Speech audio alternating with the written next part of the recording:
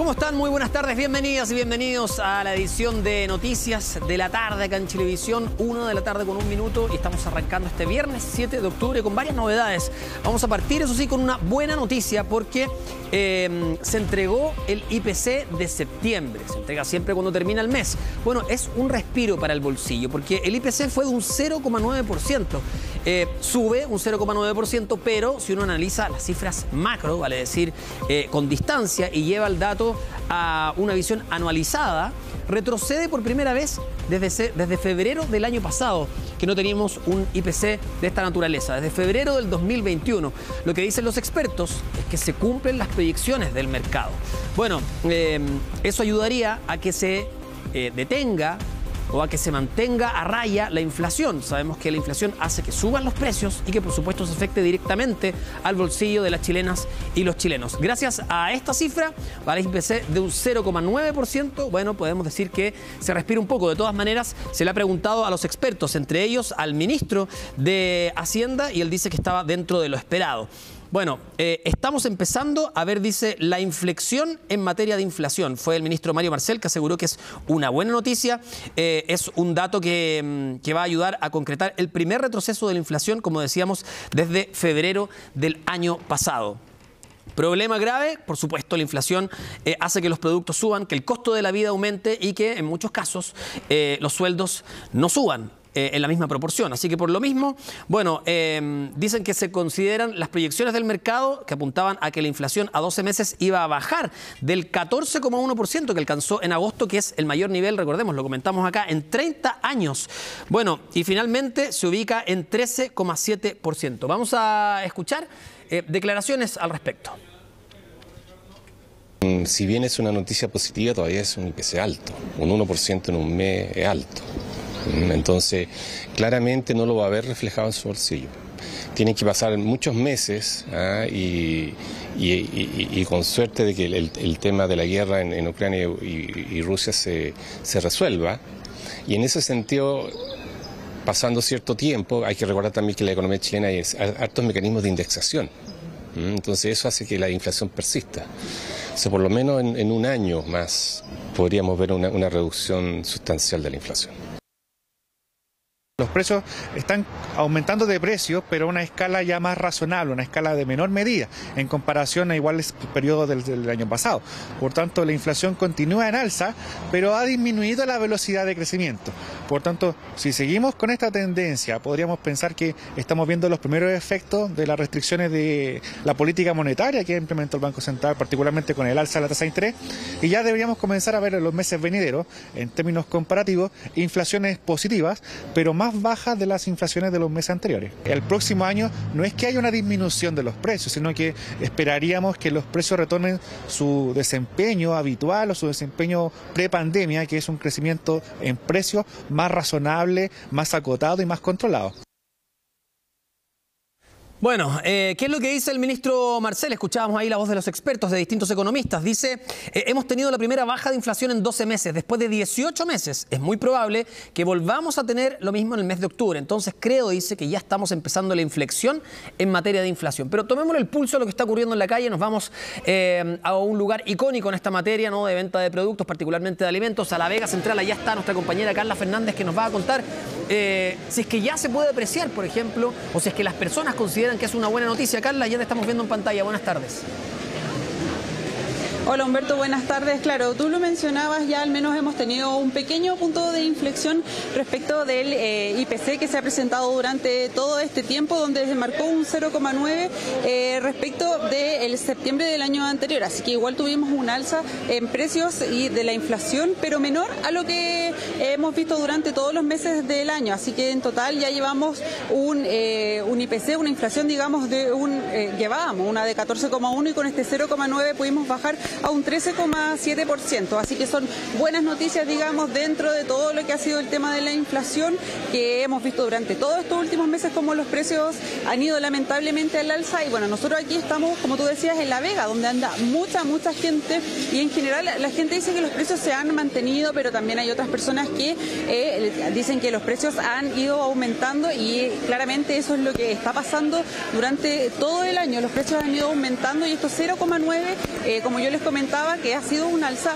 no significa que los precios vayan a disminuir, sino que los precios van a seguir aumentando, pero en menor cantidad de lo que se ha ido aumentando durante este último tiempo. Bueno, en concreto, y según los datos del IPC, bueno, ya llevamos un 13,7% de inflación en lo que va del año 2022 y desde, digamos, enero a septiembre ya llevamos un 10,8%.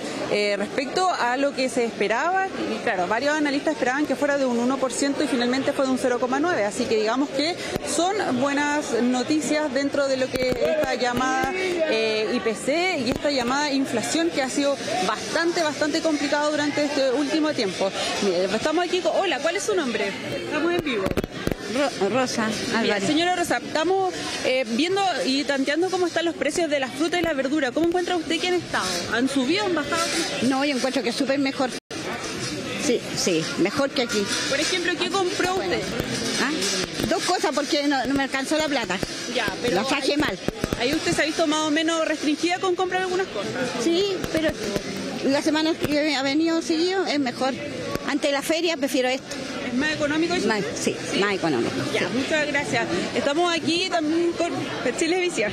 Hola, ¿cómo está? Buenas tardes. Hola, buenas tardes. Oiga, ¿cómo han estado los precios? Usted como vendedora, aquí está todos los días, me imagino, tanteando día a día, ¿cómo han ido los precios? Pero están bajando un poco las cosas, ¿no? Ya no están tan caros. Por si, supongamos los zapatos italianos los tengo a 500, los chasuí a lucas, los pimentones a 500, los ajos 6 por lucas, los espárragos a 1000 pesos. Y haciendo una comparación de cómo estaban antes todos estos productos, ¿cuánto han bajado más?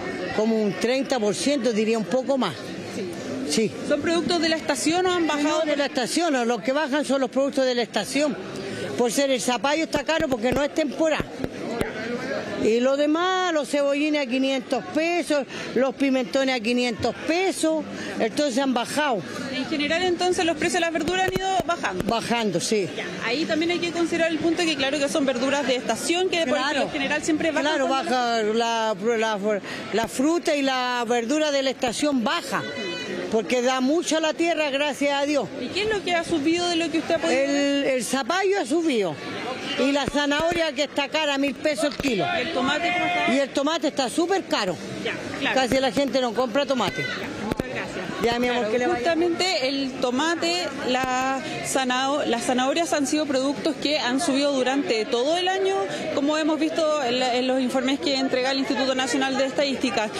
Pudimos tener algunas apreciaciones de algunos diputados que pertenecen a la Comisión de Hacienda, donde digamos que día a día se reúnen para ver temas relacionados con temas de la inflación. Pasemos a escuchar cuáles fueron sus declaraciones respecto a este 0,9 que se presentó en el mes de septiembre.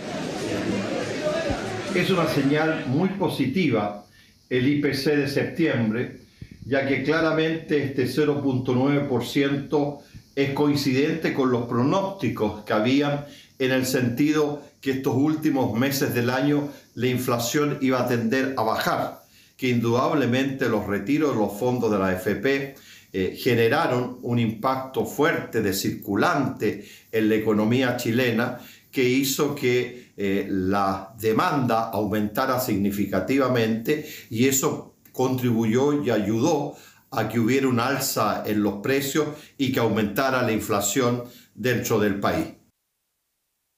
El IPC de este mes demuestra que ya la inflación va a comenzar a ceder. Y eso es una noticia muy buena para los consumidores, porque las grandes tiendas ya están comenzando a hacer liquidaciones, a liquidar stock, ¿cierto? Lo que no sucedió en años anteriores, donde había un flujo de caja importante. Algunos dicen que es por los retiros, pero acuérdense que también estaba el IFE universal, que colocaba 3.200 millones de dólares mensuales. Por lo tanto, aquí hay un tema de una combinación donde la gente estuvo líquida el año pasado, muy líquida, y que hasta este año también influyó en esa liquidez. Claro, ahí escuchábamos parte de las reacciones de algunos diputados. Hay que mencionar también que de las 12 divisiones que tiene el IPC, donde se miden diferentes tipos de productos, no solamente los alimentos, 9 de ellos tuvieron índice hacia el alza y 3 de ellos disminuyeron. Los que disminuyeron en particular, por ejemplo, ha sido el transporte, es decir, pasajes aéreos, por ejemplo, o la venta incluso de vehículos nuevos y usados, han tenido una baja muy leve, pero al fin y al cabo una baja. Y entre los productos que han subido de precio, como ha sido la tónica durante todo este año, ha sido los alimentos y bebidas no alcohólicas. Y aquí es donde van incluidas las verduras, las frutas, alimentos no perecibles, y entre los alimentos que más subieron de valor fue, por supuesto, la carne, porque recordemos que este IPC muestra lo que subió o bajó en el mes de septiembre. Entonces la carne fue uno de los que más subió de precio, y en general también los lácteos como el queso y los huevos son algunos de los productos que tuvieron mayor alza dentro de este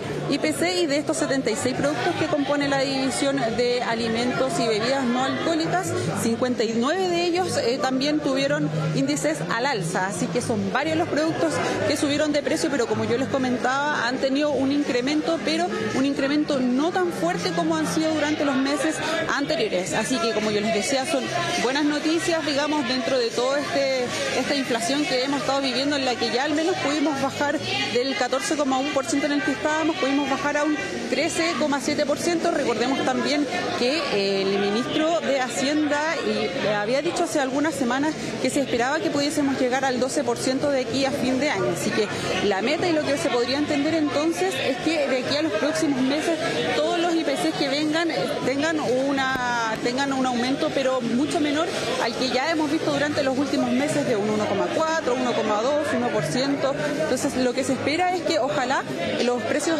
de los alimentos no tengan un incremento tan fuerte como se ha visto durante el último tiempo. Y lo que nos han dicho algunos expertos también es que quizás estemos llegando a un punto de inflexión con el tema de los precios de los alimentos, es decir, que vayan subiendo no tanto, y que incluso ya para el próximo año podamos empezar a ver algunas bajas de precios de productos alimenticios principalmente, que es lo que más le afecta al bolsillo de las personas.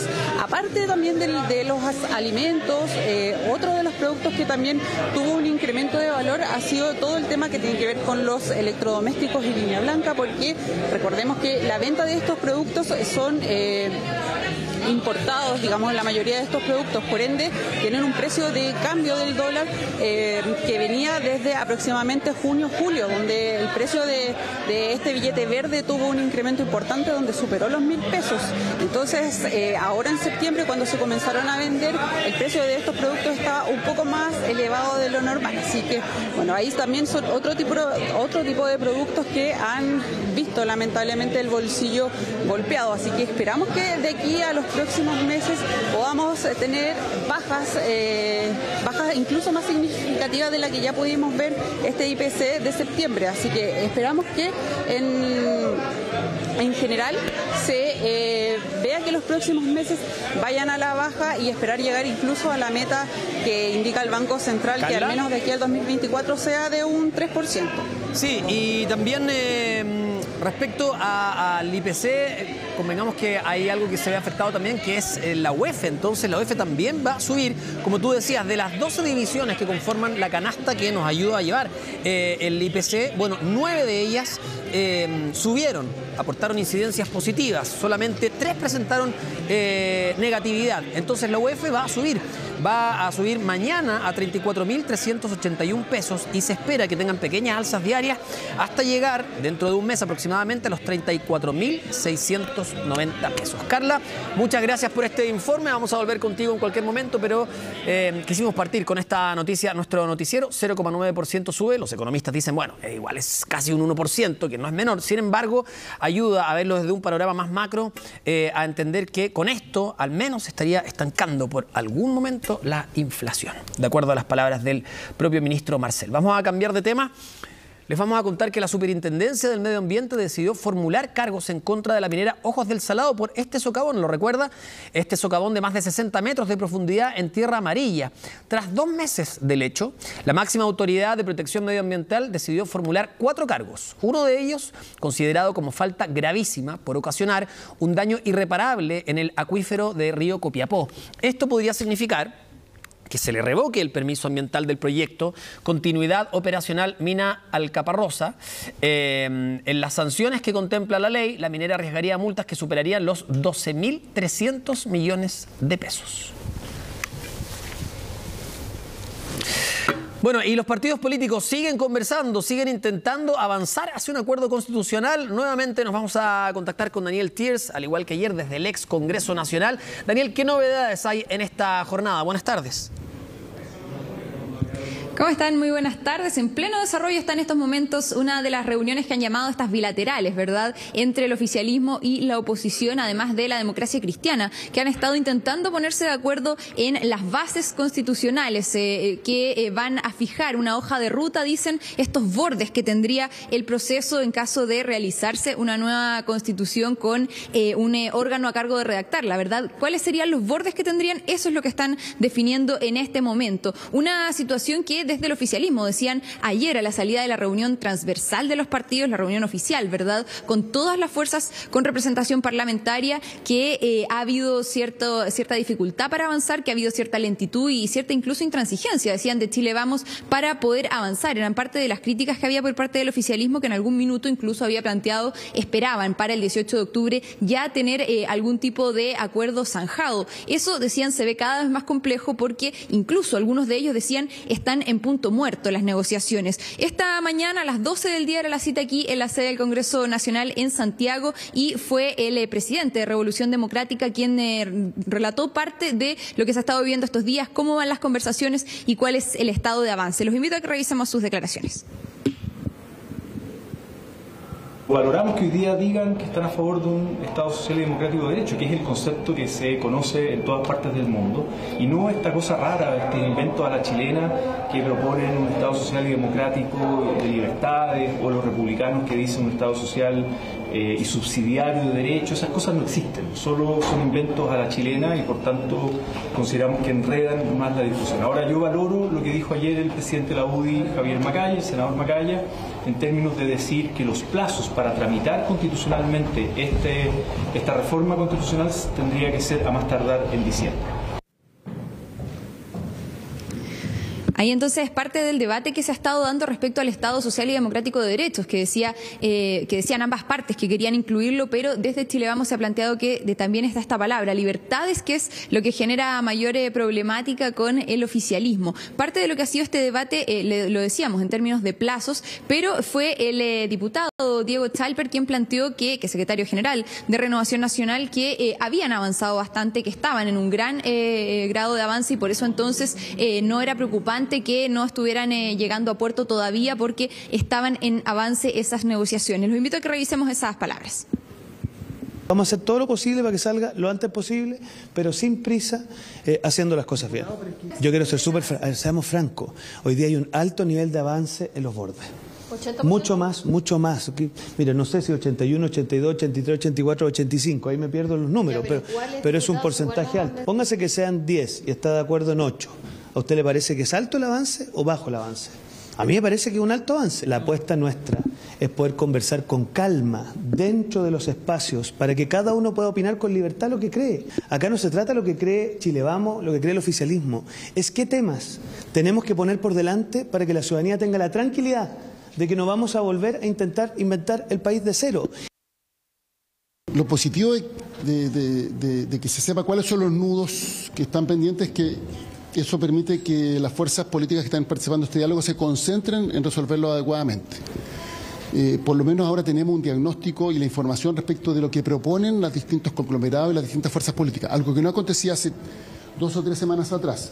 Y bueno, como ya se están detectando los nudos, se van a generar propuestas para ver cómo lo resolvemos satisfactoriamente. Creo que hay que mantener una lógica de responsabilidad, un espíritu constructivo. El país nos exige un buen acuerdo para Chile y por tanto, al margen de las declaraciones que se realizan en los medios de comunicación, creo que hay que mantener la voluntad de avanzar hacia un acuerdo que fije un itinerario constituyente y un mecanismo que sea profundamente democrático. Las palabras ahí de Álvaro Elizalde, presidente del Senado, planteando también de que hay un grado de avance significativo y que ahora al menos ya están todas las propuestas sobre la mesa. Han dicho, recordemos que el primero en presentar sus propuestas fue Chile Vamos, posteriormente fue el Socialismo Democrático con Apruebo Dignidad, el oficialismo junto a la DC, que presentaron su plan de trabajo para lo que sería un nuevo proceso constituyente que incluía no solo estos principios o bases que presentó Chile Vamos, sino que también cómo se desarrollaría en términos de mecanismos, cómo se redactaría, cómo sería el proceso eleccionario y finalmente también el plebiscito de salida. Temas que ya están más o menos zanjados, en los que hay amplio acuerdo. Se dice el plebiscito de salida con voto obligatorio, se ha dicho también voto obligatorio en las distintas etapas del proceso para elegir, por ejemplo, a los eventuales constituyentes o el nombre que tuvieran las personas a cargo de redactar la nueva Constitución. También Estado unitario, los 3 poderes del Estado, mantener los emblemas patrios, el himno nacional, ¿verdad?, la bandera, el escudo, entre otras materias. Son temas en los cuales ya habría algún grado de coincidencia, pero los nudos todavía están complejos de destrabarse, sobre todo en estas materias, como decíamos, por ejemplo, en términos de contenidos, que decía Chile Vamos, está siendo más complejo poder avanzar, también lo decía el oficialismo, porque desde el oficialismo dicen los contenidos deben quedar para un órgano redactor y debe ser ese órgano redactor el que esté a cargo de fijar esos contenidos, debatir esos contenidos, mientras que Chile Vamos dice deben darse certezas a la ciudadanía y por eso entonces, aunque queden incluidos en las bases y aunque sean de contenidos, deben quedar como parte de esas certezas y seguridades para la ciudadanía. Parte del debate que se está desarrollando aquí en la sede del Congreso en Santiago. Bueno, empieza un fin de semana largo, esperemos también que haya reuniones extraordinarias que se puedan reunir para seguir avanzando en esta materia. Muchas gracias, Daniel. Buenas tardes. Bueno, y todavía no aparecen los responsables de esta guardería ilegal, podríamos decir, donde se vio a un niño colgando desde el piso 21 en Estación Central. En el mismo lugar se encuentra Abelino Martínez para contarnos más detalles. Abelino, al parecer las personas no hubieran vivido ahí, sino que da la impresión de que tenían arrendado un departamento para funcionar como guardería, ¿no? Sí, al menos eso es lo que hemos podido recabar hasta ahora. ¿Cómo estás, Humberto? Buenas tardes también a todos en sus casas. Sí, durante esta mañana llegamos nuevamente hasta este edificio ubicado en María Rosas Velázquez, en la comuna de Estación Central. Conversamos además también con la administración y les preguntamos respecto a si hoy se encontraban moradores en el lugar. Recordarán ustedes que el día de ayer Carabineros llegó hasta esta comunidad, también lo hizo personal de la Municipalidad de Estación Central, luego que a través de nuestras pantallas se emitieran estas imágenes de este pequeño de tan solo entre 4 a 5 años que estaba prácticamente colgando en un balcón del piso 21. Había una malla de protección, sin embargo claramente esta no tenía la atención suficiente como para finalmente poder resistir a este niño, pero afortunadamente lo hizo y además también porque la niñera se percata finalmente de toda esta situación. Como te decía en un principio, conversamos con personal de la administración, quienes nos señalaban que este hecho habría ocurrido durante la semana pasada. Se viralizó primero a través de las redes del mismo condominio. Ustedes saben que en la mayoría de los condominios los vecinos suelen tener grupos de WhatsApp en los que se informan varias cosas y también por esos mismos grupos es por donde ofrecen sus servicios muchas mujeres para cuidar niños de manera informal en sus departamentos. Bueno, este registro se viralizó a través de este grupo de WhatsApp y finalmente estas personas a principios de esta semana habrían finalmente dejado el departamento, por eso que nos decían el día de ayer no hubo moradores, el día de hoy tampoco, nos señalan que permanece prácticamente vacío. Lo que hemos podido recabar como información es que aparentemente personas arrendaban este departamento precisamente para utilizarlo como una guardería informal. Un departamento no cumple con ninguno de los requisitos que además establece la ley para poder tener a pequeños menores de edad en un lugar básicamente para cuidarlos y para que no corran los riesgos que ustedes ven en imágenes. Se expuso este pequeño que estaba en este departamento que oficiaba como una guardería informal. Los padres además que utilizan este tipo de servicios nos han dicho que son varios los motivos por los que los hacen. Primero porque no encuentran cupo muchas veces en el sistema público, el sistema privado además está fuera del alcance monetario de ellos, nos decía, en muchos casos cuestan hasta 280.000 pesos de ahí para arriba y estas madres que cuidan a estos pequeños cobran aproximadamente 120.000, 150.000 pesos. Bueno, escuchemos lo que ellos mismos nos decían precisamente. Sí, por ahí hay mamás de repente que cuidan a los niños, ¿no? O sea, eso es... Que ofrecen ese servicio de cuidado, que ofrecen, ¿no? Ese servicio, sí, ¿no? Porque los padres trabajan en todo caso, ¿no? Como hay muchos niños, oye, cuídame al niño, yo tengo gente que lo cuida y cosas así. Sí se sabe, sí. ¿Para qué vamos a decir que no? Lo publican y uno ha visto los avisos y todo, pues. Cada edificio tiene un WhatsApp de grupos y ahí se publica todo lo que sea, uno publica si necesita, ¿quién cuida niños, por favor, y tal? Entonces ahí van publicando y se van. ¿Usted le cobran, me decía, 150? Sí, 150 mensuales. ¿Y en general cuánto cobran en las guarderías establecidas? 280. Ustedes les quieren llamar clandestina simplemente porque no está registrada en algún ente legalizado aquí del país, pero para nosotros es una guardería, una persona que reúne todas las condiciones para cuidar a nuestros hijos, ¿me entiendes? Los padres tienen que salir, no tenemos con quién dejar los niños, por lo menos yo he tenido con quién dejar a mi hijo aquí en el departamento y lo cuidan bien, tienen malla, o sea, pero no, sí tienen que tener mucho cuidado pues.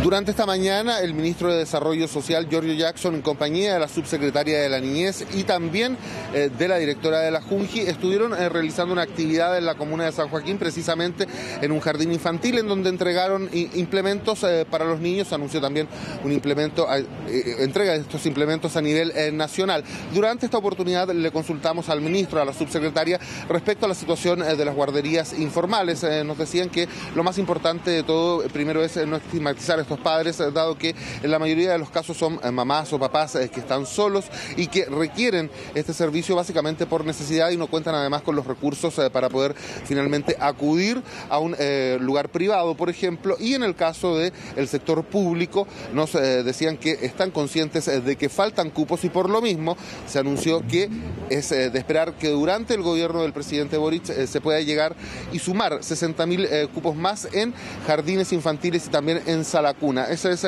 finalmente la meta que se ha propuesto el gobierno para precisamente poder finalmente subsanar el déficit de jardines infantiles y también de salas cunas que tenemos en nuestro país. Solamente en la comuna de Estación Central, nos decía ayer el alcalde, faltan aproximadamente 10 jardines en San Joaquín. Conversábamos hoy también durante la mañana con el alcalde, faltan que se construyan 2. Ellos ya tienen, por ejemplo, el terreno para hacerlo y es lo mismo lo que ocurre en la comuna de Estación Central. Faltan terrenos para que finalmente se puedan levantar estos jardines infantiles. Bueno, escuchemos lo que nos dijeron durante esta mañana tanto la subsecretaria de la Niñez como también la directora de la Junji.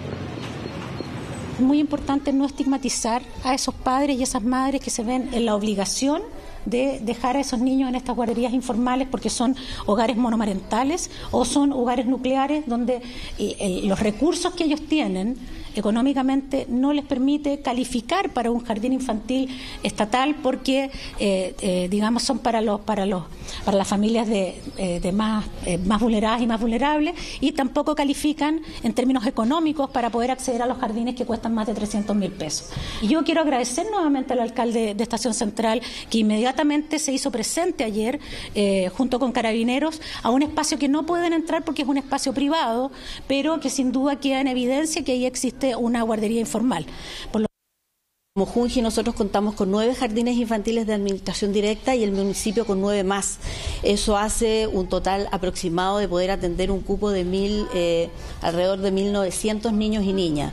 Pero así como lo decía ayer el alcalde que faltaban 10 jardines infantiles más, yo también quiero contarles que hoy día es prioridad de nuestro presidente Boric, ¿cierto?, aumentar también en 60.000 nuevos cupos la atención a niños y niñas menores de 6 años, ya sea construcción o mejora de jardines infantiles que ya puedan existir para poder aumentar estos cupos y que todos los niños y niñas puedan acceder a la educación parvularia de calidad. Bueno, la meta, Humberto, entonces de este gobierno es aumentar en 60.000 los cupos en jardines infantiles y salas cunas. Esto se hará básicamente construyendo nuevos jardines y también ampliando varios que ya existen en las diferentes comunas de nuestro país. Gracias, Abelino. Bueno, vamos a estar al tanto de que aparezcan estas personas, que den explicaciones también de lo ocurrido, porque sabemos que es una situación que alarmó particularmente a los papás, ¿no?, que tienen a sus hijos en guardería. Escuchábamos recién a una vecina que decía, para nosotros es una guardería, dicen guardería clandestina, que puede sonar un poco fuerte, pero eso es lo real, es una guardería que funciona de manera ilegal, así que vamos a ver cuáles son las razones que esgrimen las personas que administraban este lugar. Muchas gracias, Abelino. Buenas tardes. Nos vamos a la región de Valparaíso porque desde el aeródromo de Rodelillo el presidente Gabriel Boric anunció el Plan Nacional para prevenir los incendios forestales de cara a los meses de mayor calor, que son los más complejos en esta materia. Guillermo San Martín se encuentra en el lugar, salió de su hábitat natural, que es el Congreso. Así que, Guillermo, cuéntanos qué es lo que ha ocurrido allá durante esta jornada. Buenas tardes.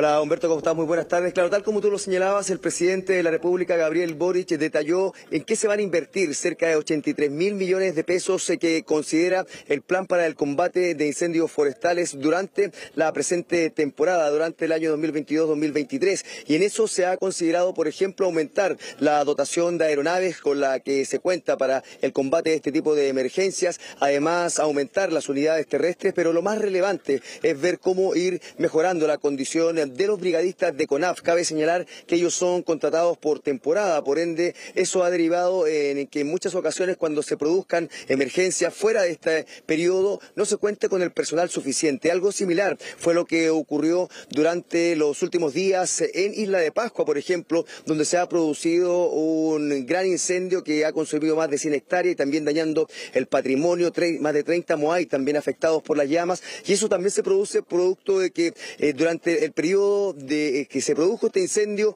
estos brigadistas estaban en proceso de capacitación recién, no estaban dispuestos como para poder ir a combatir esta emergencia y por ende se tuvo que adoptar un plan especial para poder ir a controlar los daños ocasionados en este sector tan emblemático de la Isla de Pascua. Y es por eso de que dentro de los aspectos y compromisos que ya se están adelantando por parte del gobierno está la posibilidad de generar un contrato permanente para este personal de manera de que pueda ir desplazándose en las zonas donde se vaya produciendo mayor riesgo de emergencia durante todo el año y así también ir generando las condiciones necesarias para contar tanto con el personal como con las herramientas que se requieran para poder combatir las emergencias forestales. Revisemos en primer término cuáles fueron las palabras del propio presidente Gabriel Boric en medio de esta ceremonia realizada acá en el aeródromo de Rodelillo.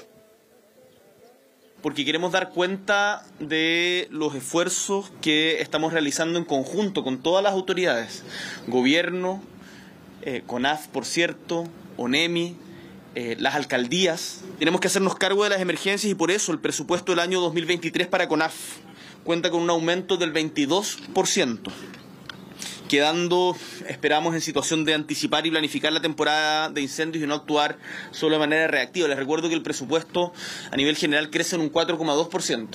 Acá se ve de que hemos puesto un énfasis en particular en esta institución para que podamos proteger el territorio y el patrimonio natural que tenemos todos los chilenos y chilenas. Bueno, hay que señalar también que hay mucha preocupación para lo que va a ser esta temporada, considerando de que ya fue un año más lluvioso de lo habitual y eso permite la proliferación de mayor vegetación en distintos sectores del país y eso también motiva la posibilidad de que haya una mayor probabilidad de incendios forestales en quebradas y zonas de difícil acceso. Y es por eso que desde ya se está anticipando estas mejoras con el objetivo principalmente de prevenir, que es lo que se está señalando por parte de las autoridades. Así también lo ha enfatizado el ministro de Agricultura, el director de CONAF, en el sentido de que se debe trabajar en la creación de cortafuegos con antelación a que se produzcan las emergencias y que no la labor de los brigadistas sea tan solo reactiva, de bomberos, también de carabineros que colaboran en este tipo de emergencias una vez que se producen las emergencias, sino que por el contrario anticiparse a ello, y en esa línea es que también se hace necesario que los brigadistas puedan tener un contrato más permanente en el tiempo y no abocado solo a la temporada que va entre octubre, marzo, abril en el mejor de los casos, dependiendo del área donde sean contratados. Y es por eso de que se está ya manejando la posibilidad de generar mayores recursos para CONAF, de manera de que haya una presencia permanente de este tipo de brigadistas. Revisemos también cuál es la situación de análisis que se está haciendo por parte del ministro de Agricultura, por parte del director de CONAF, tanto en torno al plan para lo que va a ser esta temporada de incendios forestales que se estima podría ser mayor a la habitual, considerándolo ya señalado luego de un invierno bastante lluvioso, pero también por sobre todo respecto a las emergencias que se han ocasionado durante los últimos días, puesto de que también hay mucha preocupación, como les señalábamos anteriormente, en torno a lo que ocurrió en Isla de Pascua, considerando de que se ha señalado que podría ser un incendio intencional y es por eso de que se van a presentar acciones legales, no tan solo respecto a la emergencia producida, sino que también en torno al severo daño patrimonial que se produjo en un área donde más de 30 moai resultaron con daños y prácticamente destruidos, considerando de que la piedra ya es muy difícil de recuperar, pero por sobre todo también en el territorio que es tan simbólico para los habitantes de Isla de Pascua. Revisemos qué es lo que han señalado en torno a estas materias tanto el ministro de Agricultura como el director nacional de CONAF. Estamos aprendiendo todas las lecciones y tomando todas las acciones respecto a lo de Isla de Pascua. En primer lugar, se va a hacer la investigación también de quién provocó el incendio. Aquí hay leyes que están por sobre las instituciones. Segundo, vamos también a optimizar los sistemas de coordinación de las distintas instituciones, en el caso de la isla con la cual nos habíamos reunido hace pocos días. Y tercero, podemos anunciar ya formalmente que CONAF tendrá una brigada forestal permanente en Isla de Pascua. En las próximas horas va a haber acción legal que se coordinará con la Fiscalía de la CONAF.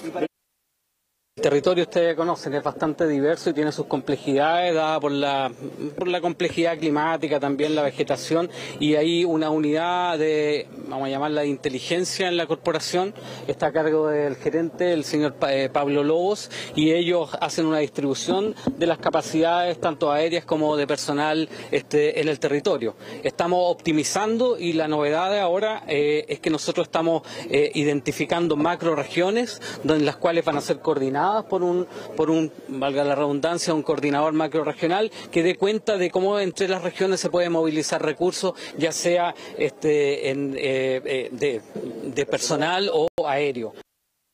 Necesitamos tramitar a través de haciéndole indicaciones a la glosa, ¿no es cierto?, presupuestaria 2023, que tengamos más recursos para que CONAF pueda tener brigadistas permanentes en la isla. Eso no es suficiente. Hoy día, para que ustedes sepan, en la isla tenemos una geografía donde lamentablemente tanto los brigadistas como bomberos no llegan. Y para eso, hoy día me encontré con el subsecretario del Interior y vamos a tramitar la posibilidad de obtener una aeronave que justamente pueda llegar a estos puntos, ojalá trayendo agua de mar, ¿no es cierto?, para llegar a los montes. En este caso, Gran Oraracu, que es el lugar ancestral donde se hicieron los Moai, muchos llamados, lo llaman la fábrica de Moai, la cantera no se pudo apagar, principalmente porque no llegan los recursos, no llegan los brigadistas, no llega bomberos. Bueno, lo ocurrido en Isla de Pascua es el mejor ejemplo entonces de las necesidades que hay en torno a CONAF, en torno a las herramientas que sean suficientes para poder combatir este tipo de emergencias. Ya lo relevante es que al menos se va a trabajar en que existan brigadistas de forma permanente. Y lo segundo, también esto ya anunciado de que se van a crear macrozonas, macroregiones para poder ir disponiendo del personal suficiente para combatir este tipo de emergencias. Humberto. Perfecto, atención con eso, por supuesto nunca está de más decir, pero cuando se hagan excursiones, cuando vean una situación así, hay que denunciar rápidamente para que pueda llegar bomberos y también cuidarnos entre todos. Sabemos que prácticamente la totalidad de estos incendios son provocadas por los humanos, así que es de esperar que este sea un verano o un periodo estival tranquilo. Muchas gracias, Guillermo, buenas tardes. Bueno, y esta noticia es tremenda. Una mujer murió esta madrugada en un incendio en su casa en la comuna de La Pintana, pero se está investigando un posible femicidio por parte de su expareja, porque aunque el hombre se presentó en una comisaría a dar su versión, vecinos señalaron que hubo una discusión muy fuerte antes del incendio. Max Frick nos va a contar más detalles. Buenas tardes, Max. Hola Humberto, muy buenas tardes. Sí, ya confirmado incluso por la Fiscalía Metropolitana Sur que esta persona que inicialmente estaba en calidad de testigo y que se había presentado voluntariamente en una comisaría, ya está en calidad de imputado porque se habría comprobado inicialmente su presunta participación en este incendio que termina con la muerte de su pareja. ¿Cómo pasa todo esto? Esta madrugada, cerca de las 4 de la mañana, estos sujetos mantienen una discusión. Ellos arrendaban en la parte posterior, en la parte frontal de una vivienda, una suerte de kiosco en la cual estaban durmiendo ya hace un par de meses. Ellos vivían anteriormente en condición de calle. Bueno, ellos finalmente tienen esta discusión, salen varios vecinos que intentan frenar esta pelea, esto pasa, los vecinos vuelven a acostarse y aproximadamente media hora después se inicia fuego en la parte frontal, en este antejardín de esta casa, que estos sujetos arrendaban un pequeño kiosco que lo utilizaban para dormir. Se inicia el fuego rápidamente, los vecinos tratan de apagarlo inicialmente, incluso abrir la reja para rescatar a las personas que dormían ahí. Se sorprenden porque solamente estaba la mujer de 34 años que termina falleciendo por este accidente. Dentro del domicilio vivía otra familia, que era la familia que le subarrendaba a estas personas y que estaba compuesta por una mujer y sus 3 hijos. Bueno, ellos logran escapar, pero esta mujer resulta con serias quemaduras, por lo tanto fue trasladada hasta un centro asistencial y los niños afortunadamente resultaron con heridas de menor gravedad, también fueron ayudados por otros vecinos. En las imágenes incluso se ve cuando sale este sujeto fumando con el mismo encendedor que los propios vecinos lo habían visto previamente en la pelea con esta víctima, y él se retira de este lugar y posteriormente se inicia este incendio. Durante la mañana estuvo personal de la PDI, del LACRIM, del Laboratorio de Criminalística y también la Brigada de Homicidios tratando de buscar evidencia para vincular a este sujeto con este crimen. Bueno, al parecer La investigación rindió frutos y este sujeto será formalizado el día de mañana presuntamente por varios delitos, uno de ellos femicidio, el de su pareja, y también por el incendio que se provoca al interior de este domicilio, en el cual resultan lesionados la dueña de casa también y sus pequeños hijos. Vamos a escuchar declaraciones de vecinos que dan cuenta de esta situación que ocurre durante esta madrugada en la población Santo Tomás, en la comuna de La Pintana. Que como venden cositas, entonces vendían cosas, entonces seguramente a lo mejor le pidió el encendedor para un cigarro. En eso que estoy acostando, mi hijo se asoma por la ventana y ve que eso está entero en llamas. Con los vecinos lo sacamos todo y sacamos a mi yerna también porque estaba por detrás y la sacamos para allá. ¿Y estaba lesionada? Claro, mi yerna está, porque por la parte de atrás el humo sí estaba tóxico.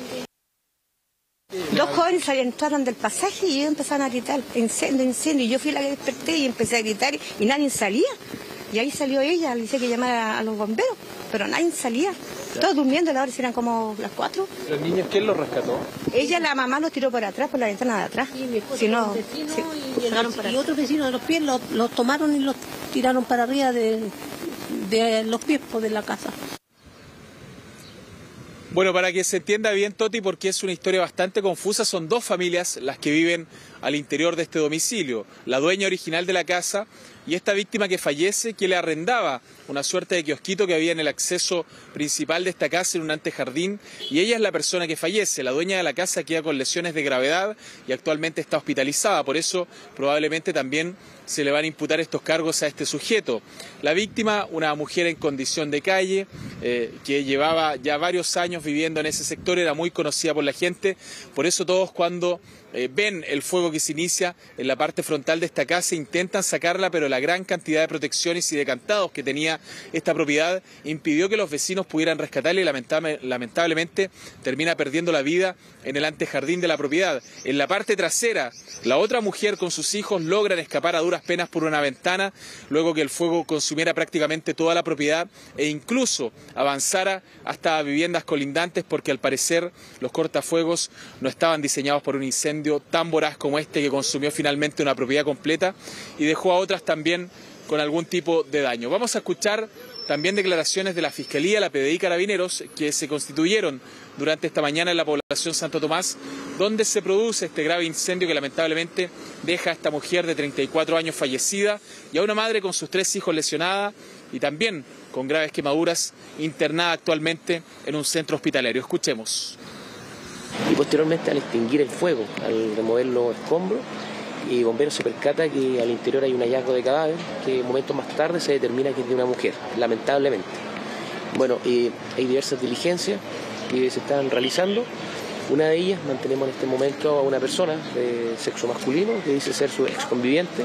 Por control de identidad estamos verificando si hay una vinculación directa con este hecho.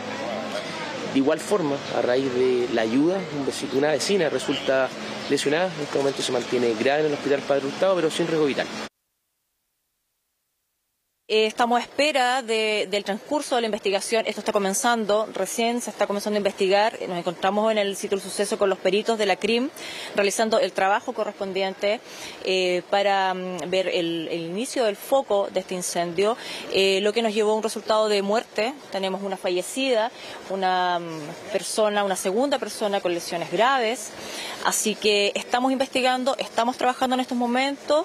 Lo que sí les puedo comentar que este sujeto va a ser trasladado en unos minutos más hasta la Brigada de Homicidios Sur con la finalidad de que preste declaración respecto a los hechos que se están investigando.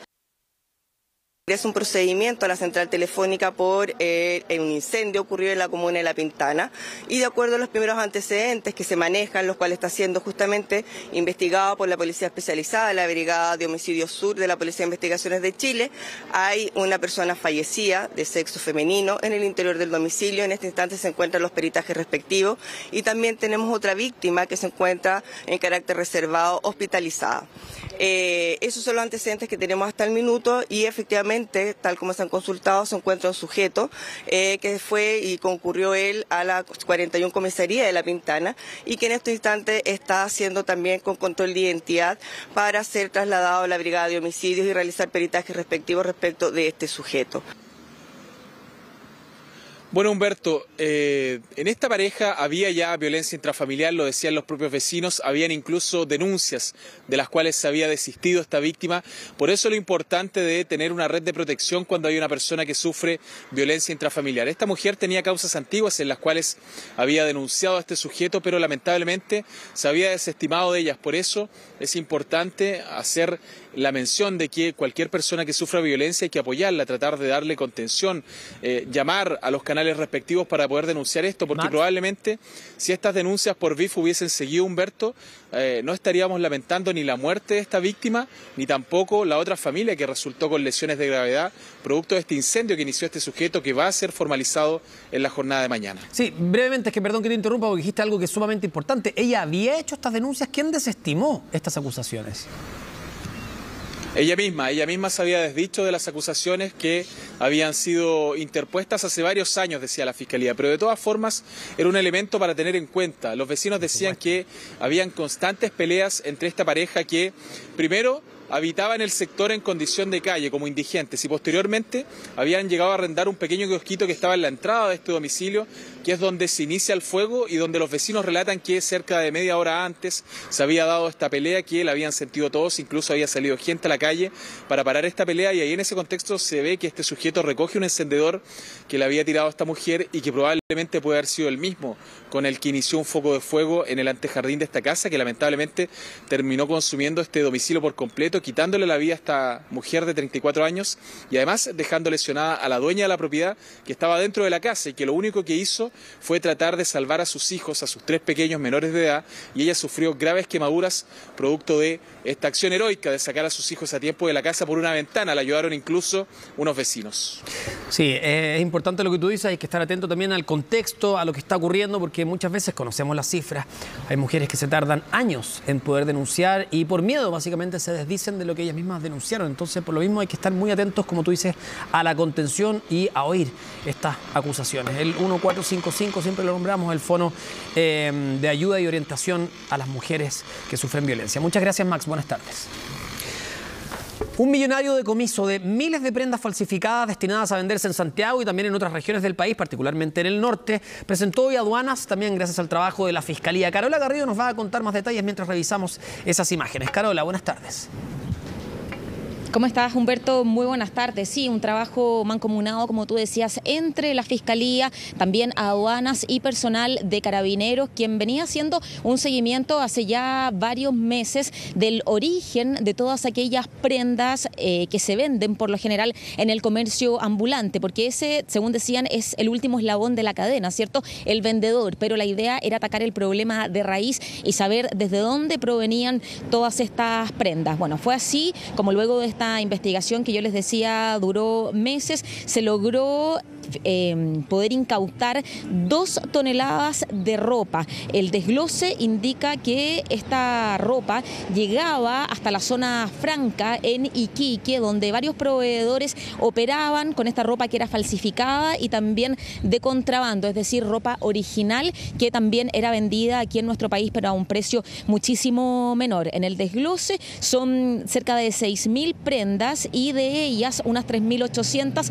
eran originales y pudieron ingresar al país como contrabando y además subvaloradas, mientras que había otras 2.000 unidades que eran derechamente falsificadas. Hubo 2 operativos aquí en Santiago, en 2 viviendas. En una se consiguió esta cantidad de prendas que yo les mencionaba, 6.000 aproximadamente, avaluadas en el caso de haber sido vendidas en unos 100 millones de pesos, pero también se hizo un operativo en una segunda casa. Allí se incautaron más de 500 poleras, vestidos, polerones, pantalones que imitaban a marcas bastante prestigiosas como Tommy, Calvin Klein y Armani, entre otras. No hay detenidos hasta el momento y lo que llama la atención, y es ahí donde también se puede seguir ahora el hilo conductor, es que todos estos productos eran ofrecidos a través de redes sociales y allí los interesados posteriormente en revenderla al detalle, principalmente comerciantes ambulantes podían tener acceso a saber toda la mercadería que estaba disponible y que venía desde el extranjero. Como decíamos, no hay personas detenidas, pero sí se está indagando para saber quiénes estaban detrás de este grupo que estaba muy bien organizado y que al parecer venía actuando de esta manera hace bastante tiempo aquí en nuestro país. Escuchemos lo que nos dijeron desde aduanas y lo que señaló también el fiscal a cargo de esta investigación. El Servicio de Aduana, en conjunto con otros organismos públicos, ha incautado en esta oportunidad más de 2 toneladas de ropa de contrabando que estaba destinada a abastecer el comercio ambulante e ilegal de redes sociales. Se trata, en este caso, de operadores que desde Zona Franca de Iquique ingresan al país mercancía que es falsificada, pero también original, pero subvalorando las especies y evadiendo los derechos e impuestos que correspondía pagar a través de esta subvaloración. Los operativos en distintos domicilios de la región metropolitana permitieron la incautación de más de 6.000 prendas de ropa, determinándose por parte de los representantes de las marcas registradas en Chile que el 40% de esta incautación correspondía a mercancía falsificada. El avalúo total de la especie alcanza a más de 100 millones de pesos y el perjuicio fiscal de la mercancía original subvalorada alcanza a 18 millones de pesos. Más que hablar quizás de un capo o de distintos grupos, lo cierto es que hoy día para el Ministerio Público, la Fiscalía Pudahuel, Aduana, Carabineros, lo relevante tiene que ver con poder conocer que efectivamente estaba realizándose ingresos de mercancías por una parte falsa o evadiéndose su valor real, lo que constituye tanto delitos de propiedad industrial como también de contrabando. Y en ese orden de ideas, lo que hoy día tenemos que construir es investigativamente quiénes son los que están participando de aquello. Las personas utilizaban formatos, especialmente aplicaciones tales como Instagram, en las que luego les permitía a través de seguidores poder dar cuenta y ofrecer, digamos, estas mercancías, las que luego en general eran compradas al por mayor, por fardo.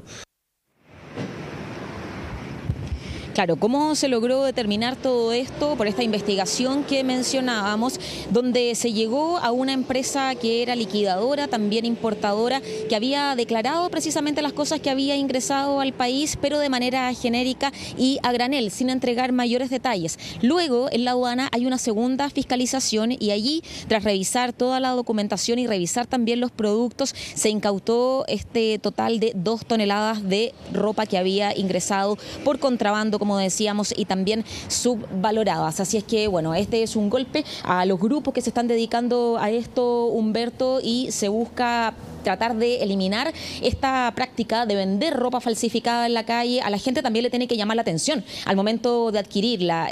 Todos tenemos una referencia, ¿cierto?, de ciertas marcas, cuál es el valor que tienen, pero acá el precio es notablemente menor. Así es que eso también puede dar un indicio a la gente para no meterse en un lío también y no comprar prendas de este tipo. Sí, hemos visto también cómo operan verdaderas mafias, ¿no?, de comercio ambulante en algunos sectores de la capital y también de distintas regiones. Con estas imágenes te agradecemos, Carola. Nos volvemos a encontrar. Que estés bien.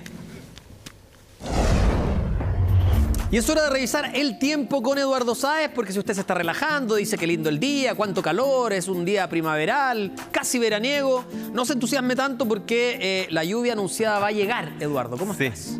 Sí, ¿cómo estás, Toti? Súper raro, sí, va a ser ambivalente el día. Como primavera. Sí, esa es la característica. Ayer me preguntaban por qué es tan rara la sensación de tener días fríos, como la llovizna que tuvimos el día martes, o el miércoles parece que la que viene hoy día en la madrugada. O la que viene en la noche y después tanto calor. ¿Hasta cuándo que no se veía algo así? Es que esto es lo normal. Lo que pasa es que con el efecto de la mega sequía hemos tenido periodos muy largos sin precipitaciones, entonces ya nos estábamos acostumbrando en esta época del año no tener lluvia. Ya, la vagua costera aquí no tiene nada que ver. No, acá la vagua costera. A ver, pero espera, hoy día, ¿cuántos grados tenemos ahora, perdón? 26.6. O sea, casi veraniego, una temperatura muy primaveral, muy agradable, rico día. Yo diría prácticamente veraniego. ¿Hasta cuánto llegamos? A las 4:30 podría seguir subiendo la temperatura. ¿Hasta? A las 4:30 de la tarde. O sea, podríamos llegar hasta unos 29 grados. Vamos a estar ahí entre 28 y 29 grados. Y me va a decir que va a bajar drásticamente y en la madrugada llueve. En la madrugada va a llover. Se va a sentir frío esta madrugada, así que duerma con una frazadita cercana, así que ya está durmiendo medio pelucho, porque de verdad que se va a sentir. Mire, les voy a explicar por qué. A ver, tenemos dos bandas frontales que están acompañando. Uno que está dejando precipitaciones entre sectores de la Araucanía, sectores del Biobío, que es esta gruesa que está aquí, que ya dejó lluvias en la zona sur. Y esta otra que está dejando precipitaciones también en la parte norte del Ñuble y también prontamente alcanzará hasta la región del Maule. Es esta onda la que va a proyectar nubosidad y que va a provocar que esta madrugada tengamos precipitaciones al interior de la región del la región del Valparaíso, la Concagua, hasta la región de O'Higgins. Entonces, estas precipitaciones, si bien es cierto van a ser débiles, lo que va a pasar es que la masa de aire que viene detrás de esto va a provocar que descienda la temperatura. Entonces, del calor y más encima que hoy día sí tenemos desarrollada la nubosidad asociada a la vagua costera, está provocando este viento cálido que está haciendo que la temperatura sea relativamente más calientito, porque no se puede decir de otra forma, porque los 27 grados que estamos sintiendo en este momento de verdad se está sintiendo muy intenso. A ver, tenemos imágenes, esas nubes que estamos viendo de la cordillera, porque esta es una toma, recuerden, desde San Joaquín hacia Puente Alto, está mostrando las nubes que van llegando para que se nuble recién en la noche todo. Estoy hablando ya después de las 12 de la noche, esto se va a cubrir completamente. Incluso habían algunos sistemas automáticos de teléfonos que estaban hablando que llovía a las 5 de la tarde. Totalmente descartado. Chiquillos, les tengo un dato.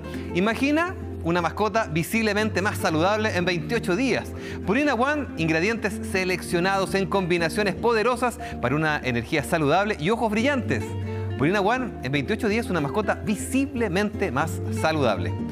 Vamos a ver una imagen de Farellones. Ahí se ve la bruma que tiene Santiago en este momento y tenemos entonces este cielo completamente despejado y con temperaturas muy agradables en gran parte de los valles de la zona central. Ya vamos a ir con ese detalle. Primero les voy a dar otro datito, porque, a ver, resulta que en el norte, si bien es cierto, salió el sol, fíjese, lo que estamos esperando hacia Vicuña, 32 grados, esta es la temperatura a la sombra, así que al interior de Paiguano probablemente van a estar cerca de los 33, 34 grados. Mucho calor que se repite entonces hasta los valles de la región de Valparaíso, también hasta la región de O'Higgins, que tenemos temperaturas que están también cerca de los 25, 26 grados. Entonces, nos vamos a encontrar con la playa muy agradable, con 19 grados en el plan, ahí en la parte baja, en el borde costero, ya prácticamente sobre los 20 en los cerros.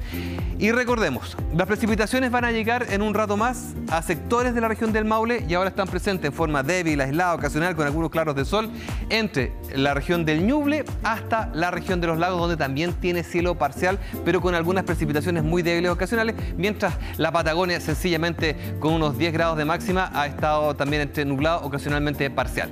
Vamos a ver entonces otro datito, porque el secreto para seguir adelante está en tomar una pausa, porque los descansos son claves para poder continuar.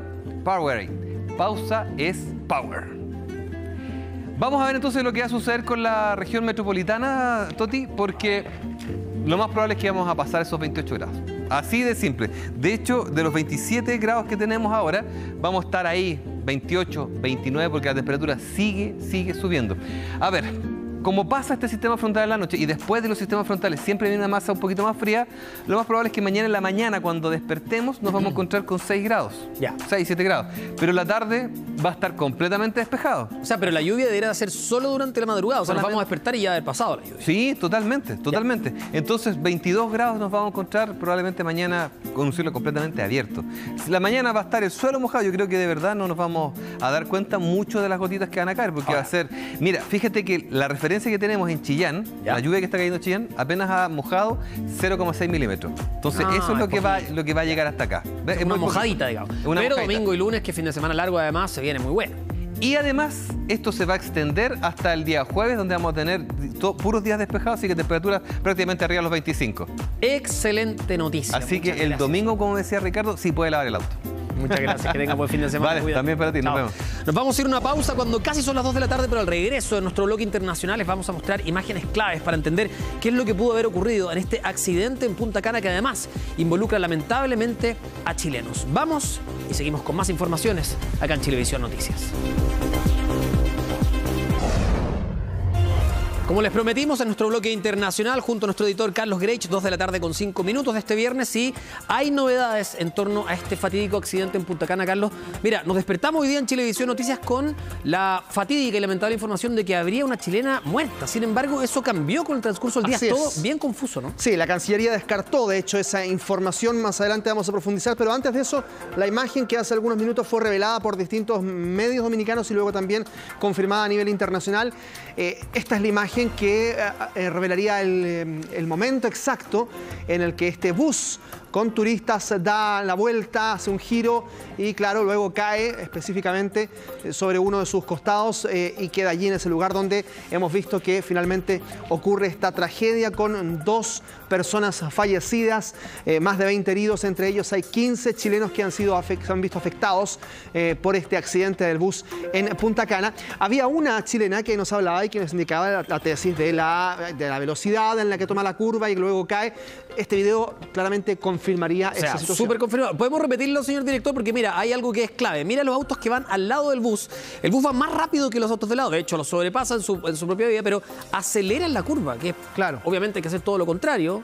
Es medio evidente que corría riesgo y ahí está ya el momento de... Ya no hay ninguna posibilidad de este video que claramente es muy sensible porque involucra también a las personas que se han visto afectadas allá en el balneario de Punta Cana rumbo a la isla Saona. Además, las dimensiones del bus evidentemente hacían riesgoso que tomara la curva de esa manera. Claro. Hay automóviles que van frenando, hay minibuses que también realizan este mismo recorrido y que deben frenar y claramente ahí no ocurrió lo mismo en el caso del bus de Punta Cana. Mientras tanto, ya lo decíamos, tú lo comentabas, la Cancillería descartó que una de las fallecidas en este accidente sea una ciudadana chilena, tal como lo habían informado diversos medios en República Dominicana, citando fuentes policiales, pero también incluso la agencia EFE había afirmado que las autoridades de República Dominicana informaron de una persona chilena y otra de nacionalidad peruana. Eso no es confirmado entonces de esta manera por la Cancillería y ha indicado que la información que tenían hasta ahora es que los 15 chilenos que resultaron afectados están entre los lesionados de diversa consideración en medio de esta tragedia. Rosana Garay, la cónsul de Chile en Santo Domingo, ya tomó contacto desde ayer con nuestros compatriotas y las familiares y entonces está acompañando este proceso. De todas formas, hay versiones encontradas respecto de la nacionalidad de los fallecidos. Hay algunos que indican que era una argentina y una peruana, como se indicaba desde un principio. Hay otros medios que indican que son 2 mujeres de nacionalidad peruana, pero por ahora todavía es difícil debido a que la identificación de las personas involucradas en este accidente ha sido muy, pero muy difícil en esta instancia. Los invito a que revisemos las declaraciones de una de las pasajeras del bus, una chilena que estaba allí en el lugar y que nos revela también parte de lo sucedido. Este testimonio aquí está. La verdad es que este accidente fue demasiado grave. La gente que se vio más afectada era la que iba detrás del chofer porque se volcaron y cayeron directo hacia la acera. Nosotros caímos encima de ellos y algunas personas iban con cinturón de seguridad, pero otras realmente no íbamos con cinturón de seguridad, que fue en mi caso.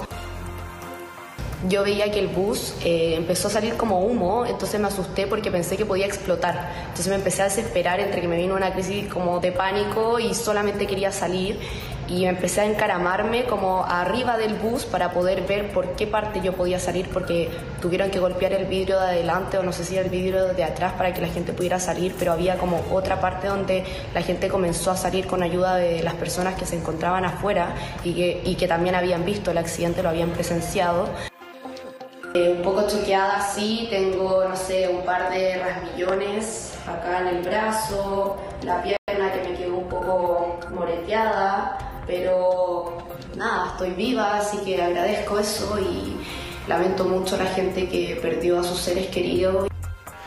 Claro, ella agradece estar viva y tiene que ver con la ubicación en la que iba en el bus, porque claramente no es de las filas que quedan sobre el pavimento y que son además aplastadas mientras el bus se va deslizando, lo veíamos, y quedan aplastadas por los otros pasajeros porque todos iban aparentemente sin cinturón, o la mayoría sin cinturón de seguridad. Es que es dramático el relato porque si uno ve las imágenes, efectivamente el bus se nota que va a exceso de velocidad, sin embargo es una caída, no en cámara lenta podríamos decir, pero es una caída que se demora un poco, no es que se desbarranque, ni mucho menos. Sin embargo, claro, la gravedad del accidente es que la gran mayoría de los pasajeros iban sin cinturón de seguridad. Tienes que pensar que se caen de un lado a otro, se pueden golpear, la cabeza, qué sé yo, varias fracturas. Por eso prácticamente todos los integrantes o todos los ocupantes de este bus terminan heridos. Claro, algunos con algunos ramillones que son los que iban en las filas, que caen encima de los otros pasajeros, pero los que quedan debajo, allí sobre el pavimento, son los que sacan la peor parte y entre ellos están los heridos más graves y también las 2 mujeres fallecidas. ¿Nos vamos a La Plata? Cae desplomado y finalmente muere en Argentina. Terrible. Sí.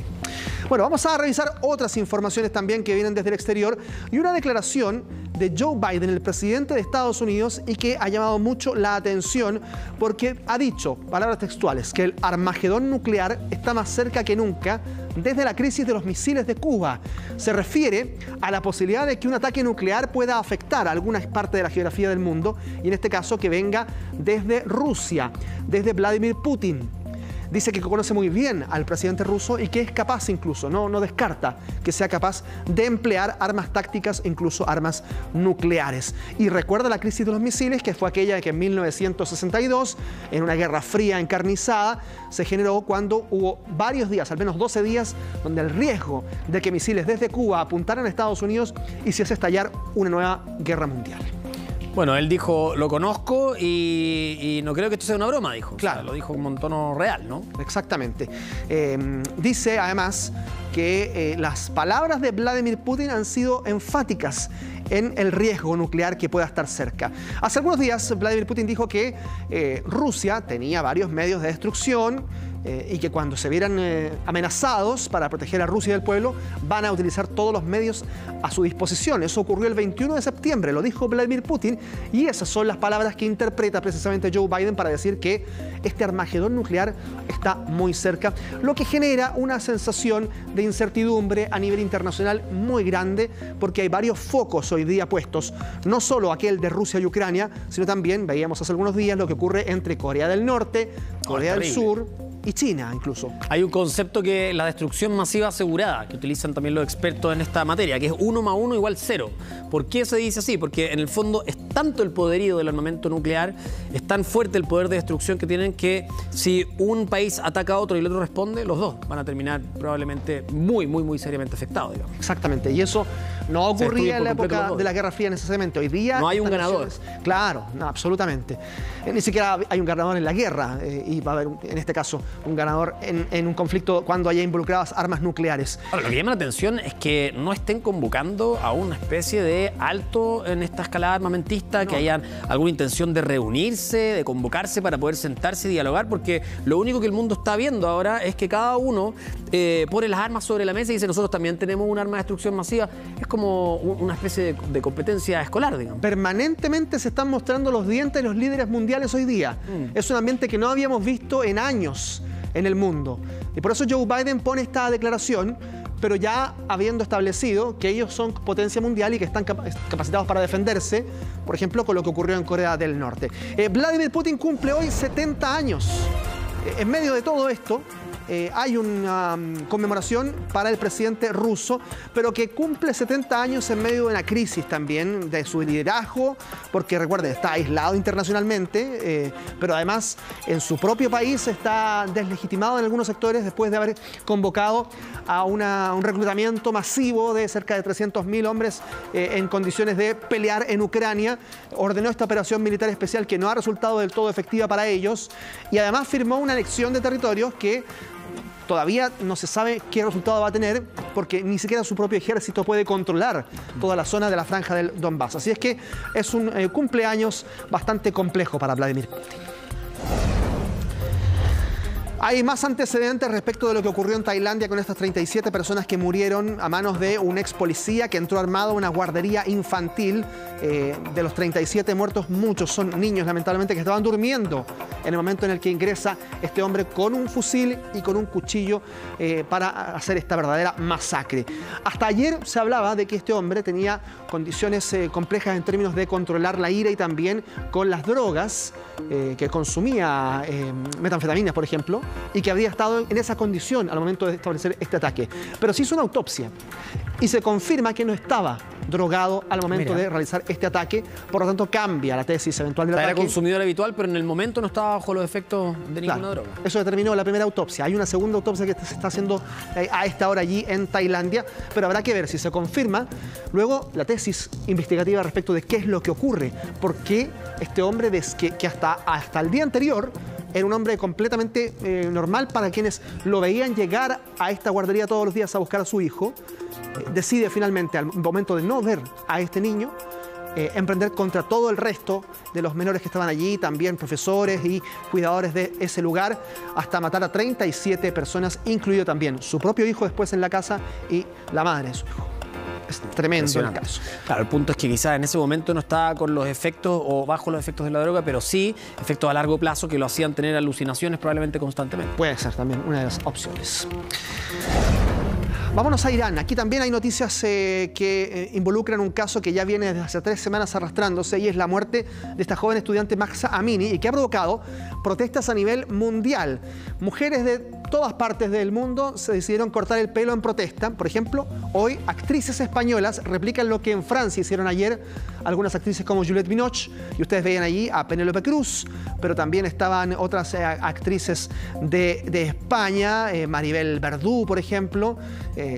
Así es que, bueno, ellas están haciendo esta protesta, pero no solo por el caso de Mahsa Amini, sino también por la represión y las restricciones que enfrentan las mujeres en la sociedad iraní.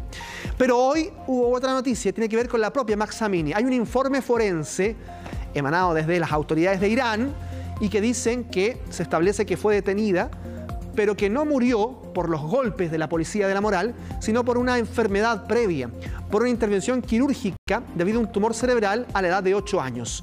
No se establece en este informe cuál es la relación causal directa, pero sí se habla de un antecedente médico que habría causado la muerte de esta joven. Ahora, está emitido por la televisión estatal y sabemos que el régimen allá es distinto al que tenemos en democracia. Sí, y por eso lo establecemos así, hablamos de este informe, pero lo miramos con la distancia que requiere también para no establecer una verdad absoluta en este término, porque además hay una investigación todavía en curso, más allá de este informe forense. Las protestas de todas formas siguen, ya lo decíamos, no solo las de las actrices y celebridades a nivel mundial, sino también en las calles de Irán, con fallecidos lamentablemente, y eso tiene que ver con las restricciones que hay en Irán para buena parte de la sociedad, específicamente las mujeres. Volvemos a Biden. Volvemos a hablar de Biden, pero ahora para establecer un indulto, para hablar de un indulto que él generó a miles de personas que han sido condenadas en los últimos años por posesión simple de marihuana bajo la ley federal. Ahí está esta declaración donde dice Joe Biden que nadie debería estar en la cárcel solo por consumir o poseer marihuana, y está tomando medidas para poner fin a un enfoque fallido en torno al control de drogas. Y aquí cambia el paradigma respecto de aquello que grupos conservadores establecen, en Estados Unidos especialmente, de que la marihuana es la puerta para otras drogas, para el consumo de otras drogas. Joe Biden dice no hay relación en este caso y por lo tanto solicita que se saque esta sustancia del grupo de las drogas duras a nivel federal. Claro, hoy día convive con la heroína, con la cocaína y otras drogas también consideradas drogas duras. Sintéticas, por ejemplo, también. Claro. Bueno, aparentemente este es el camino que está tomando Joe Biden. Le pide ahora a los gobernadores que haya medidas a nivel estatal, porque ustedes saben que en Estados Unidos cada uno de esos territorios, de estos 50 estados, puede también aplicar leyes en particular en torno al control de drogas. Ahí hay estados más conservadores, hay otros más liberales y que tienen distintas formas de ver el consumo de la marihuana, pero hay cerca de 6.500 personas condenadas por consumo de cannabis desde hace ya varias décadas. Así es que la despenalización de la cannabis ahora es aquello que se va a discutir seguramente después de esto que ha informado el propio Joe Biden. Porque hay algunos que van por etapas, hay algunos que tienen permitido el consumo de la cannabis, pero solamente como un uso médico. Claro. Otros sí abren esa puerta al uso recreativo, digamos. Sí. Y habrá que ver si ahora a nivel federal se abre la puerta al uso de marihuana sin que sea penalizado. Pero hay otra lectura, ojo con esto, es electoral, porque en noviembre hay elecciones de medio término, Joe Biden necesita apoyo y entonces ha tratado de, dicen algunos, llegar al público más joven con esta medida. Bueno, habrá que ver. Revisamos los ganadores del Premio Nobel de la Paz 2022, que va dirigido a 3 destacados campeones de los derechos humanos, han dicho, la democracia y la convivencia pacífica, y son de 3 países limítrofes entre sí: Bielorrusia, Rusia y Ucrania, en medio del conflicto que involucra al menos a estos 2 últimos países. Uno de los ganadores del Premio Nobel se llama Ales Bialatsky, y es un hombre que está preso hoy día en Bielorrusia y que ha sido un iniciador de un movimiento democrático en un país que es una ex república soviética y que no es precisamente democrática. Claro.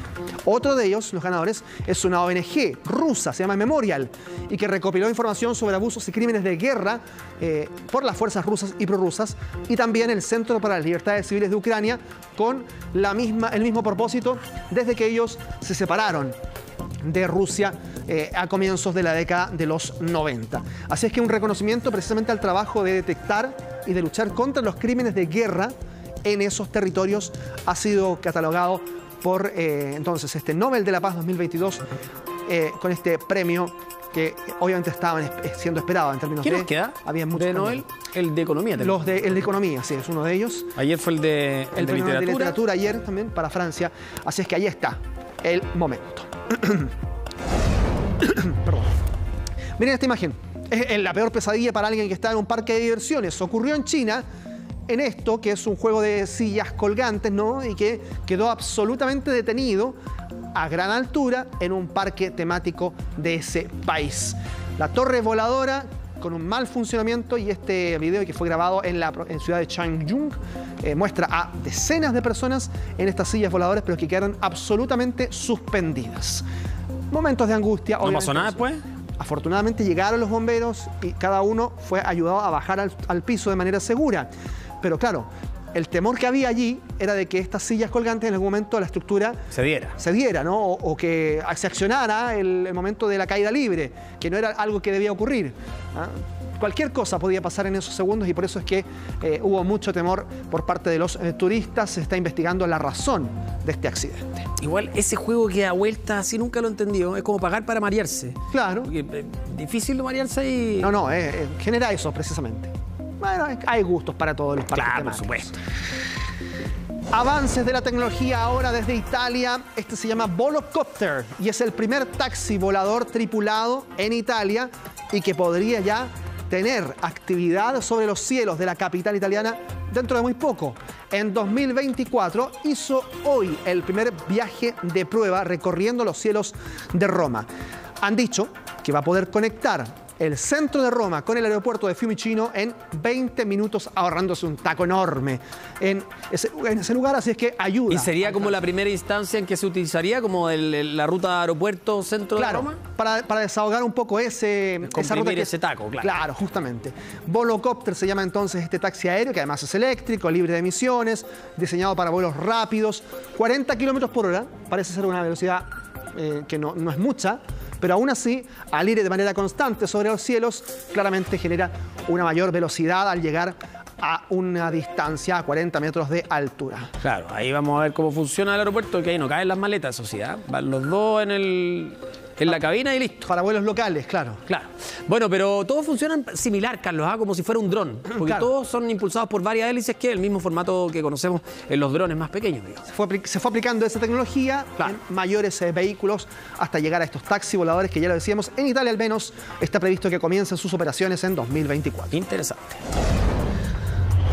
Ha vuelto la Comic Con a Estados Unidos en gloria y majestad, y lo decimos así porque en la pandemia no se pudieron hacer con tanto público. Ahora ya todo el mundo puede ir ahí a la Comic Con, en este caso la de Nueva York. Se sabe que se hace en distintas partes del mundo y distintas ciudades de Estados Unidos. En nuestro país incluso también. Aquí en Chile se ha hecho ahí en la estación Mapocho varias veces. Ahí están entonces los cosplayers con sus disfraces, que son parte de las grandes atracciones de la Comic Con, más allá de los lanzamientos de películas, de libros, de series y todo un mundo en torno a la ciencia. Mira, estamos ficción. nosotros, Paramount. Ahí está el Plus. stand de nosotros. Sí, ¿ves? Claro. Mira, las Tortugas Ninja, Leonardo y Donatello van entrando allí. 200.000 fanáticos se espera que pasen por el Javits Center con la oportunidad de asistir a algunas de las actividades. Muy masivo. Muy masivo esta vez. Solo se pidió mascarilla esta vez para la mayoría de los... Imagínate en Nueva York la cantidad de famosos, actores, protagonistas de series que ahí se anuncian además el lanzamiento de muchas películas, bien interesante. Y hay contacto directo con ellos muchas veces. Para los fanáticos es una oportunidad imperdible. Carlos, muchas gracias por este completísimo informe internacional. Que tengas un buen fin de semana. Igualmente, cuídate. Chao. Nosotros nos vamos a ir a una pausa, son las 2 de la tarde con 30 minutos con esta imagen de la Comic Con de Nueva York. Nos separamos, pero seguimos con más noticias acá en Chilevisión, así que quédense con nosotros. Seguimos con más noticias acá en Chilevisión, 2 de la tarde con 37 minutos y como todos los días complementamos la pantalla con información en nuestro sitio y redes sociales. Con este código QR que está acá, usted acerca su celular con la cámara, escanea el código y lo va a llevar a esta información. Comenzar las postulaciones al subsidio Protege. ¿Cómo obtenerlo? Los requisitos, las fechas de pago de estos 200.000 pesos, todo capturando este código QR que está, ese cuadradito que está bajo pantalla y lo lleva directamente a chbnoticias.cl. Vamos a cambiar de tema. Un comerciante murió baleado en un asalto a su local que trató de defender en la comuna de Independencia. Alejandro Silva nos va a contar qué fue lo que ocurrió en la tarde de ayer. Hola Humberto, ¿cómo estás? Muy buenas tardes. Sí, un hecho realmente lamentable que enluta una comunidad, como tú lo mencionabas, ¿cierto? Esto ocurre en la comuna de Independencia. En horas de la noche, eran cerca de las 9 de la noche, cuando un grupo de 4 sujetos a bordo de un vehículo ingresa al local comercial, a un mini market que estaría ubicado en calle Aurora de Chile. Es dentro de este contexto que estos sujetos armados, ¿cierto?, intimidarían tanto a clientes que estaban en su interior como también a los dos dueños, a los dos propietarios. Son dos hermanos. Es dentro de esta dinámica que uno de los sujetos, posterior al intento de robar las pertenencias y los productos que hay dentro de este mini market, es que percuta un solo disparo en toda esta dinámica de robo. Es este disparo el que da a uno de los dueños, lamentablemente a la altura de su tórax, un disparo que le provocó la muerte en cosa de minutos solamente. Incluso se acercaron algunos vecinos para prestar primeros auxilios y de alguna manera tratar de mitigar la herida, ¿cierto?, porque habría estado perdiendo bastante sangre. Lamentablemente esta persona, minutos después que recibe este impacto de bala, pierde la vida en el lugar, y es dentro de ese contexto que ahora se estarían realizando diversas pericias. En horas de la noche se situó la Policía de Investigaciones, en concreto fue la Brigada de Homicidios quienes comenzaron a realizar las primeras pericias, en donde ya habrían indicios sobre la ruta de esta banda delictual, la que habría protagonizado la muerte de esta persona. Lamentablemente, los vecinos quienes se acercaron hacia este lugar no pudieron hacer más allá, ¿cierto?, de la prestación de primeros auxilios de carácter primario. Sin embargo, no fue suficiente y esta persona finalmente pierde la vida. En horas de la noche, posterior a lo ocurrido, ¿cierto?, es que los propios vecinos se acercaron al lugar, comenzaron, ¿cierto?, a realizar una especie de velatón, claro, en honor a esta persona, porque no era solamente el dueño de un local, también era un vecino, es un negocio familiar que está ubicado en calle Aurora de Chile, la comuna de Independencia. Y es por eso que los vecinos lamentan realmente lo ocurrido. De hecho, tuvimos declaraciones por parte de los vecinos del sector y también por parte de la Policía de Investigaciones, la Brigada de Homicidios, quienes están atrás de esta investigación. Vamos a escuchar y seguimos comentando este tema. El hermano de la víctima salió gritando que habían matado a su hermano. Entré al local, entramos, habíamos varios vecinos y vimos a la víctima botado detrás del mesón, blanco ya. Y tratamos de ver las pulsaciones, los síntomas y no tenía. Tratamos de, entre todo el movimiento, yo llamé por teléfono a ambulancias, urgencias, me dijeron que ya venía en camino. Tratamos de reanimarlo, nos dieron las instrucciones de cómo hacerle reanimación, pero no tuvimos alrededor de 5 minutos reanimándolo y no reaccionaba. Tenemos una investigación ordenada por el Ministerio Público, donde la hipótesis y la línea investigativa van por el robo con homicidio. Una persona fallecida de 58 años de edad, evidencia balística en el interior del mini market, alrededor de las 20:45, ¿cierto? Una dinámica de sujetos que ingresan, llegan en un vehículo que se está trabajando a través de las unidades especializadas. Tenemos además testigos presenciales y mucha evidencia también testimonial relacionada con el interior del local donde se encontraba un familiar de la víctima, es que habría presenciado los hechos. Claro, como anticipaba, ¿cierto?, la Policía de Investigaciones, son varias las diligencias que se están realizando en este caso y también la toma de antecedentes, tanto por el testimonio por parte de los propios testigos, ¿cierto?, que hayan presenciado el hecho y también que hayan visto el recorrido que habría realizado este vehículo una vez que llega al lugar y también una vez que huye. Lo otro importante son la revisión de las cámaras de seguridad. Al interior de este mini market hay cámaras de seguridad, no así con su exterior. Sin embargo, vecinos del sector y otros locales comerciales que hay en el sector cuentan con cámaras de seguridad y claramente estas van a ser claves para dar con el paradero de esta banda de 4 sujetos quienes lamentablemente le quitaron la vida, ¿cierto?, a este comerciante. Otro interesante, claro, e impactante a la vez, ¿cierto?, es el testimonio por parte de los propios vecinos que socorrieron a esta persona que, como lo comentaba, ¿cierto?, el propio vecino donde escuchábamos, 5 minutos estuvieron intentando reanimar a esta persona. Algo realmente lamentable. Es un vecino que era bien querido también en la propia comunidad y es por eso que los propios vecinos el día de hoy en la tarde también realizarán otra velatón, incluso una marcha por la zona para de alguna manera manifestar la molestia que tiene y la preocupación también que existe debido a hechos delictuales que han ocurrido en el último tiempo. También tuvimos la oportunidad de conversar con el hermano de la víctima, quien a la vez también fue testigo porque estaba en el interior de este local comercial al momento de la llegada de estos sujetos. Vamos a escuchar y seguimos comentando este tema. 4 tipos encañonaron, nos tiraron al suelo y querían dinero solamente, querían plata.